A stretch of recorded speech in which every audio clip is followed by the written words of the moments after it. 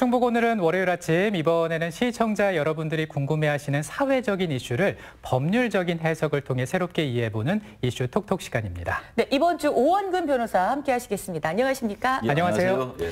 자, 오늘 어떤 주제로 이야기 나눠볼까요? 네, 저작권인데요. 크리스마스가 얼마 남지 않았죠. 네. 그런데 언젠가부터 길거리에서 이제 캐롤이 나오지 않아서 맞아요. 뭐 성탄절이나 연말 분위기가 잘 나지 않는데 이것이 노래의 저작권과 관련이 있다고 합니다. 이와 관련해서 최근 헌법재판소는 청중으로부터 공연에 대한 반대급부를 받지 않는 경우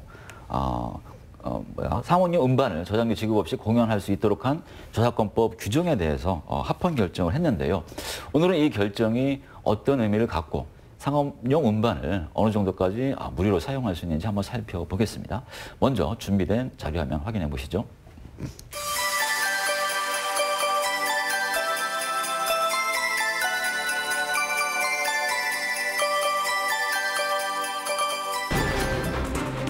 크리스마스를 앞두고 있지만 거리에서 캐럴을 듣기가 예전만큼 쉽지 않습니다. 바로 지난해 8월 저작권법 시행령이 개정되면서 저작권료 부과 대상이 확대됐기 때문인데요. 문화체육관광부는 연말을 맞이해 한국저작권위원회 홈페이지에서 공유 저작물로 배포된 캐럴을 저작권료에 대한 걱정 없이 영업장에서 자유롭게 이용할 수 있음을 알리고 있습니다. 이에 따라 지난해보다 올해는 캐럴과 함께 따뜻한 연말을 기대하고 있는데요. 오늘 이슈 톡톡 시간에는 저작권법에 대해서 알아봅니다. 그러게요. 요즘에 그 거리에서 뭐 몇 해 된 것 같습니다. 이 캐롤을 듣지 못한 게 말이죠. 네. 근데 우리가 이제 저작권법에 대해서 얘기를 좀 해볼 텐데요. 저작권이 어떤 개념인지부터 한번 짚고 넘어가겠습니다. 네. 어떤 건가요? 저작권의 대상이 되는 게 저작물인데요. 네. 이 저작권법은 저작물의 예로 소설, 시 같은 어문 저작물, 음악 저작물, 연극, 미술, 건축, 사진, 영상 저작물, 그다음에 지도 같은 도형 저작물, 컴퓨터 프로그램 저작물 등을 저작물의 그 예로 들고 있습니다. 이 저작물을 권리로 하는 권리 대상으로는 저작권은 저작 인격권과 저작 재산권으로 이렇게 크게 나누는데요. 이 저작 인격권은 저작물을 공표할 수 있는 권리, 저작물에 자신의 성명을 표시할 수 있는 권리, 저작물의 동일성을 유지할 수 있는 권리를 말합니다. 그러니까 저작자의 동의 없이는 함부로 저작물의 내용을 바꿀 수가 없습니다. 네.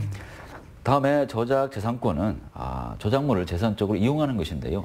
저작물의 복제권, 공연권, 공중송신권, 전시권, 배포권, 대여권, 2차 저작물 작성권 등을 내용으로 합니다. 네. 네. 이제 우리가 이제는 뭐 저작권법에 대해서 많이 좀 인지를 하고 있어서 예를 들어 음악 같은 경우도 저작권자의 동의가 없으면 함부로 틀 수 없다. 이제 예. 이렇게 다들 이해를 하고 있습니다.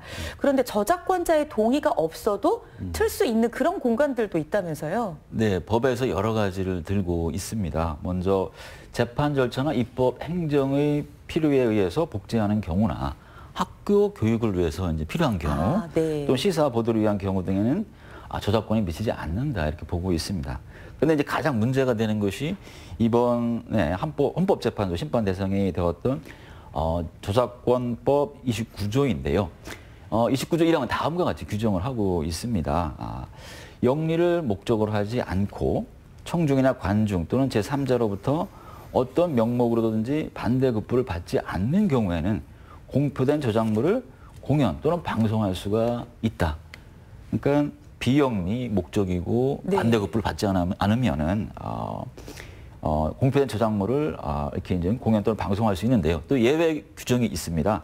상업용 음반 또는 상업적 목적으로 공표된 영상 저작물을 제작하는 경우나 실현자에게 통상의 보수를 지급하는 경우는 저작료를 지급해야 합니다. 네. 이 제1항의 이제 가장 대표적인 게 학교나 각종 모임에서 노래 부르는 경우가 여기에 네. 해당하는데요.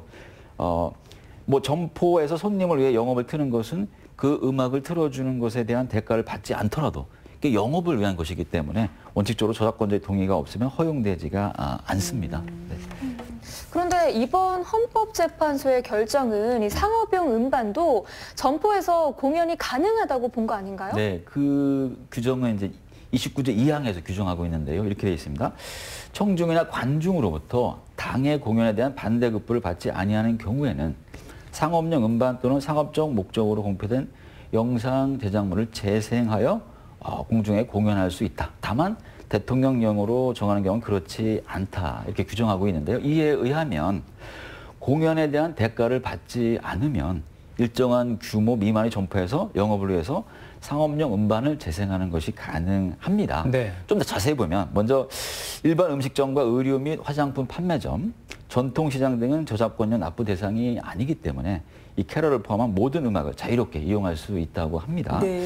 다음으로 정부는 작년 8월 저작권법 시행령 개정으로 50평방미터 약 15평 미만 소규모의 커피 전문점, 생맥주 전문점, 체력 단련장 등에서는 음악 사용료에 대한 저작권료를 내지 않아도 되도록 하였습니다.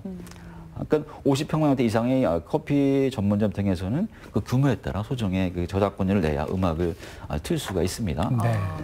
규모가 중요하네요. 예, 그렇습니다. 그러니까 약 50제곱미터, 그러니까 약 15평 정도에서는 틀 수 있다. 네. 네. 그런데 또 이제 궁금한 것이 이번에 헌법재판소에서 방금 말씀하신 제29조 2항에 대해서 당의 공연에 대한 그 대가를 받지 않는 한 상업용 음반을 재생하는 방식으로 공연할 수 있도록 한 것이 이제 합헌으로 본 것이라고 볼 수가 있는데요.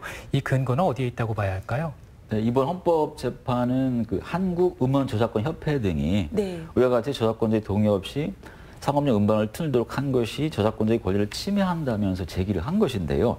헌법재판소는 이 조항이 공중이 저작물 이용을 통해서 문화적 혜택을 누릴 수 있도록 하기 위한 것으로 입법의 그 목적의 정당성이 있고 네. 또 소규모 점포에서만 허용되기 때문에 저작권자의 권리에 대한 침해의 정도가 크지 않다. 또 이런 공연을 통해 해당 상업용 음반 등이 공중에 널리 알려짐으로써 판매량이 증가하는 등 저작권자에게도 간접적인 이익이 있다는 것을 근거로 합헌 결정을 했는데요.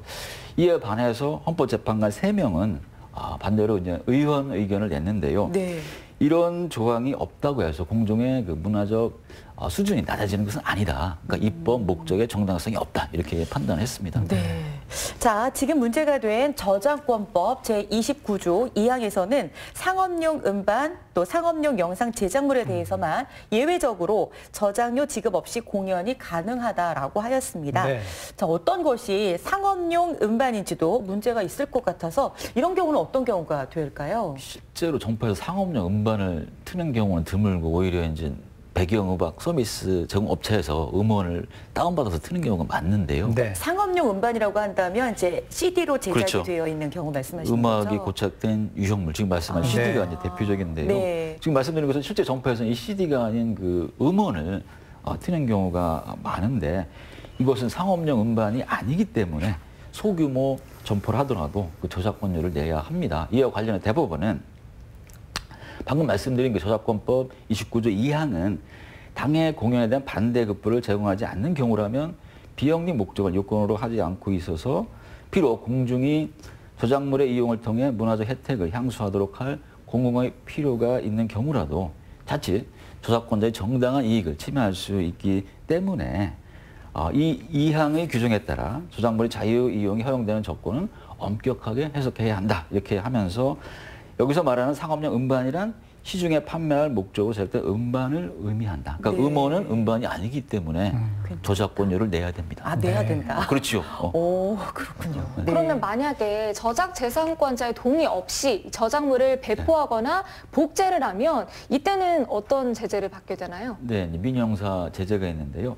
저작재산권을 복제 공연, 공중송신, 전시 배포, 대여, 2차적 저작물 작성의 방법으로 침해하면 형사적으로는 5년 이하의 징역 또는 5천만 원의 벌금에 처하게 되고 민사상으로 손해배상 책임을 지게 됩니다. 네.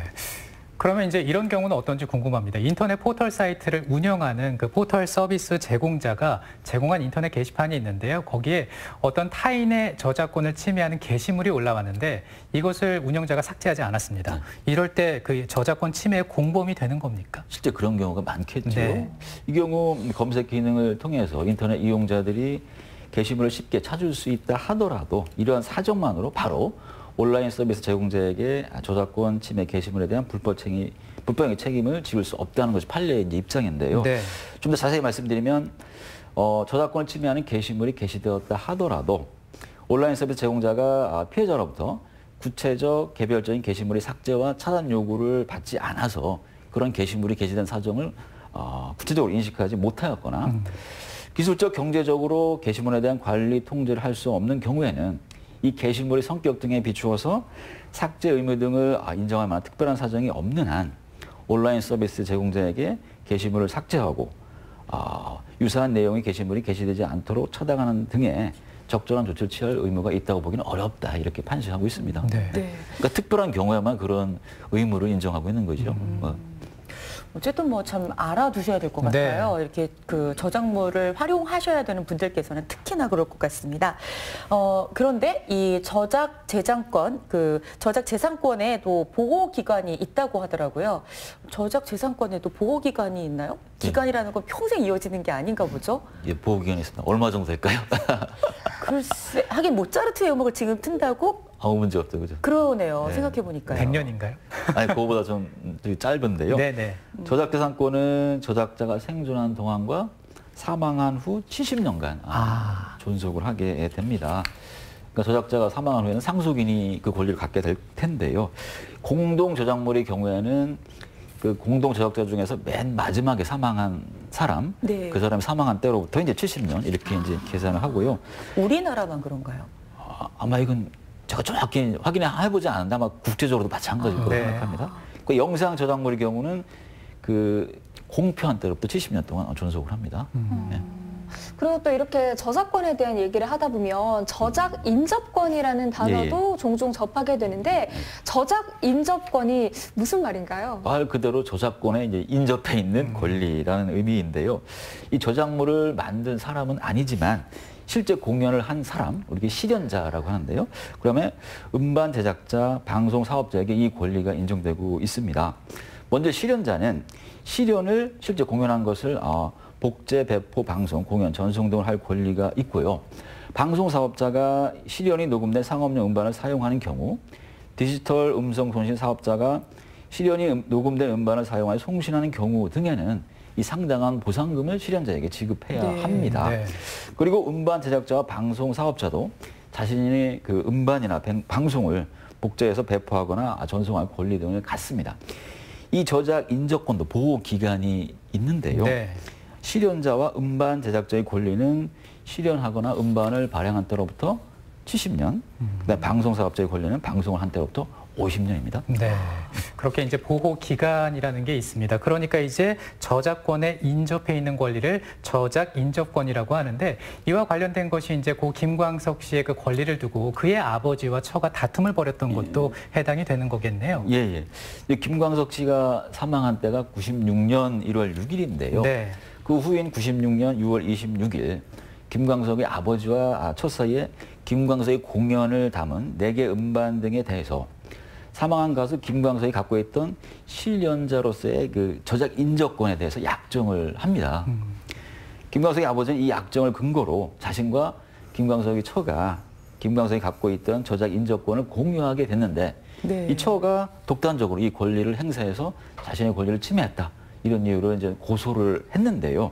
법원은 약정 해석상 이 사건 기존 4개 음반의 판매로부터 수익을 얻을 권리는 아버지가 갖고 이 사건 기존 4개 음반에 수록된 음원을 이용해서 처가 제작할 예정인 라이브 음반의 판매로부터 수익을 얻을 권리는 처가 갖는 것으로 해석하는 것이 옳다면서 무죄 취지로 판단을 했습니다. 네. 그렇군요. 네. 자, 오늘 저작권법에 대해서 다시 한번 살펴보는 시간을 네. 마련해 보았습니다. 마지막으로 좀 정리 말씀 부탁드리겠습니다. 네. 저도 이번에 저작권에 대해서 새로 공부를 하게 됐는데요. 그동안 우리는 저작권 등 지적 재산권에 대해서 비용을 부담하는 것에 익숙하지 않았는데요. 하나의 저작물이 나오기 위해서는 상당한 시간과 노력, 비용이 들겠죠. 이런 노력과 비용에 대한 정당한 보상이 이루어져야 합니다. 그래야만 우리의 문화 수준이 올라갈 것이기 때문입니다. 저도 요즘에는 그 영화 다운받을 때 비용을 내고 받고 있는데요. 네네. 이렇게 지적 재산권에 대해서 비용을 무는 것을 당연하게 여기는 문화가 정착되었으면 좋겠습니다. 네. 이번 헌법재판소의 판결을 통해서요, 저작권을 가지고 있는 분들의 어떤 그 재산권을 보장하고 또 그 공중이 문화적 혜택을 다양하게 누릴 수 있는 공익이 조화롭게 이루어질 수 있기를 기대해 봅니다. 네, 오늘 저작권법에 대해서 살펴보았습니다. 네. 오원근 변호사와 함께하셨습니다. 고맙습니다. 네, 고맙습니다. 네. 박정훈 리포터 고맙습니다. 네, 수고하셨습니다. 월요일인 오늘 지역에 어떤 행사들이 있을까요? 함께 만나겠습니다. 네. 2019 괴산군 자원봉사자 대회가 괴산문화예술회관에서 오후 2시 30분에 시작합니다. 사랑의 온도탑 제막식 및 희망 2020 나눔 캠페인 성금 모금이 음성군청에서 오전 11시부터 진행됩니다. 2019년 충주시 새마을 지도자 대회가 충주 탄금홀에서 오후 3시에 시작합니다. 라인 요가 태권체조 참가자를 모집하는데요. 청원군 보건소, 청원보건소에서 12월 13일 금요일까지 선착순으로 모집합니다. 화요일 예고해드립니다. 몸도 마음도 따뜻하게 실내에서 즐기는 겨울 이야기 함께 만나보겠습니다. 두 번째 소식은 짭조름한 밥도둑, 푸짐한 생선구이 상차림 함께 맛보러 가보시고요. 화요일 충북 오늘은 후 시간에는 청주시 지역경제과 나신관 팀장과 함께 대택은 누리고 지역은 살리는 청주페이에 대해 알아보겠습니다. 충청북도의 1인 미디어 시대가 활짝 열릴 날이 얼마 남지 않은 듯합니다. 지난 5일 방송통신위원회 그리고 청주시 시청자 미디어 재단 등 이 세 개의 기관이 업무 협약을 체결했는데요. 그 내용은 충북 시청자 미디어 센터 설립과 관련이 있습니다. 네, 이 시청자 미디어 센터는요, 이 도민들의 방송 제작에 대한 그 교육을 진행한다고 하고요. 시설과 장비를 또 대여할 수 있다고 하는데요. 2005년부터 전국 각지에 생기기 시작했습니다. 네. 그런데 우리 충북에는 9번째로 건립이 되는 거라고 하네요. 이 충북 시청자 미디어 센터에서는 1인 방송 제작실, 보이는 라디오 스튜디오 등 방송 제작 시설은 물론이고요. 최신 영상 미디어 흐름에 부합하는 차별화된 시설이 운영될 예정이어서 직접 가시는 분들께는 정말 다양한 혜택을 제공할 수 있게 될 것 같습니다. 네, 그래서 이제 언제 문을 여느냐 궁금하실 텐데 내년 3월에 개관을 한다고 합니다. 아무래도 이제 문이 열리게 되면 충북 미디어 허브의 역할을 톡톡히 하지 않을까 싶은데요. 우리 도민 여러분들 많은 관심 부탁드립니다. 네, 1인 미디어의 시대. 네. 앞으로 어떤 시대가 충청북도에서 열리게 될지 무척 기대가 됩니다. 네. 자, 오늘 이번 주는 날씨가 조금 지난주보다 낫습니다라고 말씀드렸지만 그래도 옷 따뜻하게 챙기시고요. 저희는 내일 뵙도록 하겠습니다. 여러분 고맙습니다. 고맙습니다.